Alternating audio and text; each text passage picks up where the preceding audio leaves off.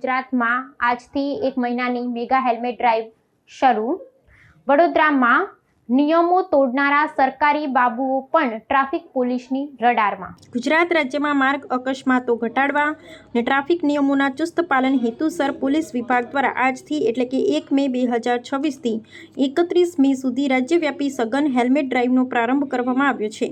વડોદરા શહેરમાં આ ઝુંબેશ અંતર્ગત પ્રથમ દિવસથી જ આક્રમક ચેકિંગ હાથ ધરવામાં આવ્યું છે, જેમાં માત્ર સામાન્ય નાગરિકો જ નહીં પરંતુ ટ્રાફિકના નિયમોનો ભંગ કરતા સરકારી અધિકારીઓ અને કર્મચારીઓને પણ નિશાન બનાવવામાં આવી રહ્યા છે। ગુજરાત પોલીસના ઇન્ચાર્જ આઈજી મકરંદ ચૌહાણ દ્વારા બહાર પાડવામાં આવેલા પરિપત્ર અનુસાર મોટર વ્હીકલ એક્ટની કલમ 129 હેઠળ ટુ વ્હીલર ચાલક અને પાછળ બેસનાર પિલિયન રાઇડર બંને માટે હેલ્મેટ પહેરવું સખત રીતે ફરજિયાત છે। આ નિયમની કડક અમલવારી સુનિશ્ચિત કરવા માટે વડોદરાની તમામ સરકારી કચેરીઓમાં પ્રવેશ દ્વાર પર ટ્રાફિક પોલીસનો બંદોબસ્ત ગોઠવી દેવામાં આવ્યો છે। હેલ્મેટ વિના કચેરી આવતા સરકારી કર્મચારી અને ઉચ્ચ અધિકારીઓ સામે પણ કોઈપણ પ્રકારની સેહ શરમ કે વીઆઈપી કલ્ચરને પ્રોત્સાહન આપ્યા વિના સ્થળ પર જ દંડાત્મક કાર્યવાહી કરવામાં આવી રહી છે।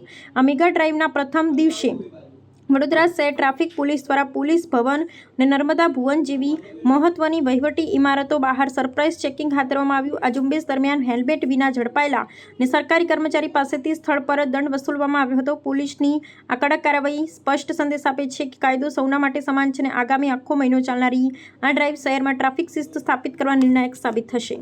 નામદાર ડીજીપી શ્રી ગાંધીનગરના સૂચના માર્ગદર્શન પ્રમાણે સરકારશ્રી દ્વારા જે સૂચનો કરવામાં આવ્યા છે તે અનુસંધાને આ મહિના દરમિયાન ટ્રાફિકની હેલ્મેટની ડ્રાઈવ રાખવામાં આવી છે।